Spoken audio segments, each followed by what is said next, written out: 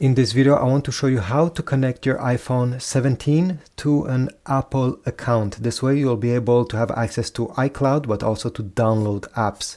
So to do that, you need to go into the settings. So you need to find this icon right over here. If you don't see it, go all the way towards the right side, tap on App Library on the top and type Settings. Tap on Settings. And right on the top, you're going to see Apple Account. Tap on this. It will ask you to connect to an internet Wi-Fi network. So I'll go ahead, tap on Wi-Fi, select one of these networks and log myself to that network by typing the password. Once I'm connected, I'll go back and tap on Apple Account.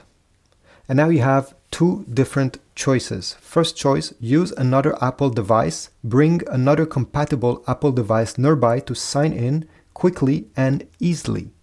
So this is method number one, or you can sign in manually, which will mean that you'll have to type the password, the username of your Apple account, your email address associated with it, or your phone number associated with your Apple account, and then type manually the password. Obviously, this one is much more easy.